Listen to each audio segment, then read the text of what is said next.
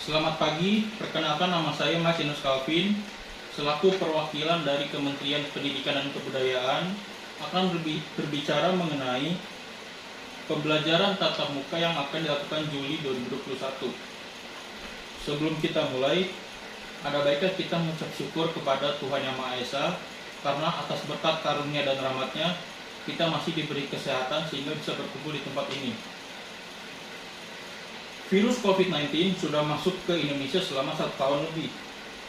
Dengan adanya virus COVID tersebut, kita semua tentu menjadi susah dalam beraktivitas, seperti bekerja dan bersekolah harus dilakukan di rumah, pergi harus memakai masker, dan lain sebagainya. Bersekolah via online memang bukanlah hal yang mudah, namun mau tidak mau itu semua harus dilakukan. Banyak siswa-siswi dan para orang tua yang memberikan keluhan negatif tentang pembelajaran yang dilakukan secara online, seperti materi pelajaran susah dipahami, fasilitas yang kurang memadai, harus mengeluarkan biaya lebih, merasa jenuh, bosan, dan masih banyak keluhan lainnya. Untuk itu, selama 1 tahun siswa-siswi belajar online, akhirnya pemerintah memutuskan untuk melakukan pembelajaran tatap muka secara terbatas pada Juli 2021.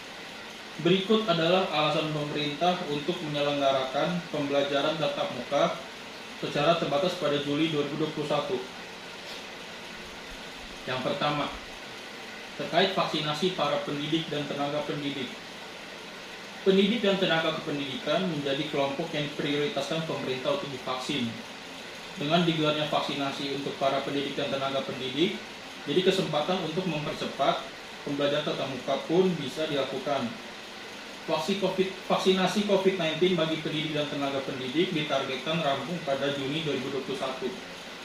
Maka dari itu, pada Juli 2021, harapan pemerintah sekolah tatap muka terbatas pun bisa digelar.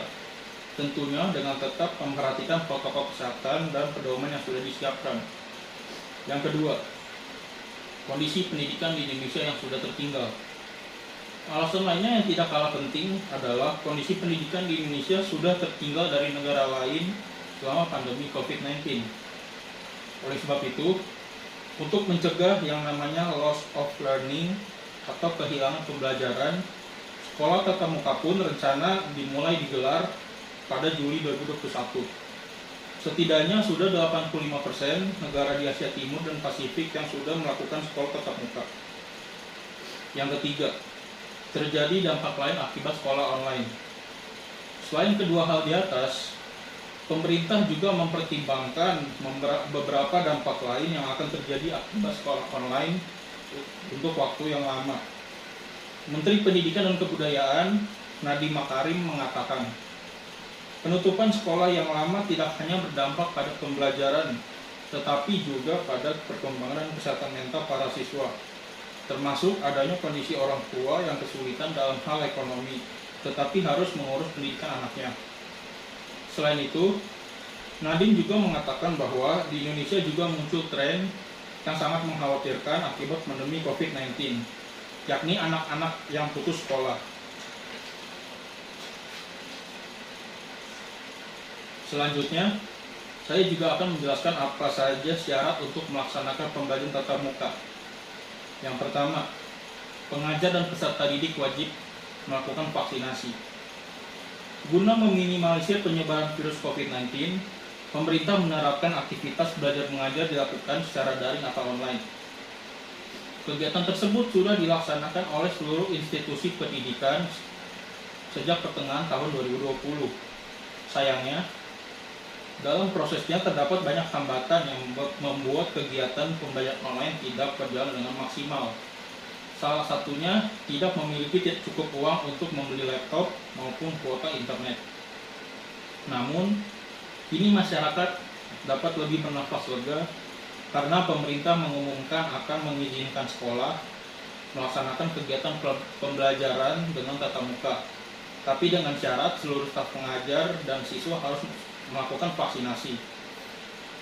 Vaksin sudah mulai berjalan sejak pertengahan bulan Februari dan diharapkan pada Juni 2021 seluruh tenaga pendidik dan siswa sudah mendapatkan vaksin sehingga pembelajaran tatap muka dapat dilaksanakan pada Juli 2021. Yang kedua, menerapkan protokol kesehatan. Meski pengajar dan peserta didik sudah divaksinasi, namun dalam melaksanakan pembelajaran tatap muka harus menerapkan protokol kesehatan 5M dan bukan lagi 3M.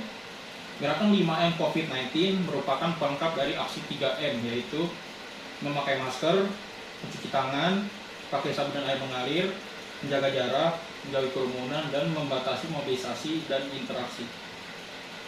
Yang ketiga, melaksanakan sistem rotasi. Pemerintah juga mengharuskan institusi pendidikan untuk melakukan sistem rotasi dalam melaksanakan pembelajaran tatap muka, yaitu dengan membagi 50% siswa yang belajar di sekolah dan 50% yang lagi belajar dari rumah secara online. Sistem rotasi tersebut dapat dilakukan oleh pihak sekolah setiap 1 minggu sekali. Jadi, setiap siswa berkesempatan untuk dapat melaksanakan kegiatan belajar di sekolah. Tetap tujuannya yaitu untuk menekan penyebaran virus COVID-19 dengan melaksanakan aksi menjaga jarak, menjauhi kerumunan, serta membatasi mobilisasi dan interaksi. Yang keempat, mendapatkan izin dari Satgas. Tak hanya vaksinasi dan menerapkan aksi 5M saja. Sekolah yang ingin melaksanakan pembelajaran tatap muka juga harus mendapatkan izin dari Satuan Tugas COVID-19, yaitu berdasarkan dengan persetujuan orang tua dan murid. Pihak satuan pendidikan akan diminta untuk memberikan formulir pernyataan kesehatan dan kesediaan melaksanakan pembelajaran tatap muka dari tenaga didik, siswa, dan orang tua siswa. Selain itu, aktivitas belajar mengajar juga harus dilakukan perubahan, seperti jam pelajaran yang dikurangi, melaksanakan sistem rotasi. Orang tua akan diminta untuk mengantar jemput anaknya ke sekolah, serta membawa bekal makanan dan minuman dari rumah. Jika proses tersebut sudah disepakati, pembelajaran tatap muka baru dapat dilaksanakan oleh satuan pendidikan. Yang kelima, menerapkan SKB atau surat keputusan bersama. Dalam melaksanakan pembelajaran tatap muka, Nadiem Makarim juga mengharuskan sekolah untuk menerapkan SKB. SKB tersebut harus mendapat persetujuan dari pemerintah daerah, pihak sekolah, dan komite sekolah yang merupakan perwakilan dari orang tua murid. Jika komite sekolah tidak menyetujui pembelajaran tatap muka, maka sekolah tidak diperkenankan untuk dibuka. Meski sekolah sudah dibuka, tapi pihak sekolah tidak bisa memaksa anak untuk pergi ke sekolah. Selama melaksanakan kegiatan di sekolah, siswa wajib menggunakan masker, mencuci tangan, hingga menjauhi kerumunan. Oleh karena itu, kegiatan ekstrakurikuler harus ditiadakan dan kantin sekolah juga wajib ditutup. Siswa juga diharuskan untuk segera pulang ke rumah jika sudah selesai belajar. Dan yang terakhir, saya akan menjelaskan hal apa saja yang harus dipersiapkan sekolah dalam menghadapi pembelajaran tatap muka yang akan dilakukan. Yang pertama, menyediakan sarana sanitasi dan kebersihan, seperti toilet yang terjaga kebersihannya dan layak untuk dipakai, tersedia tempat mencuci tangan lengkap dengan sabun dan air mengalir, hand sanitizer, dan rutin menyemprotkan disinfektan di tiap ruangan.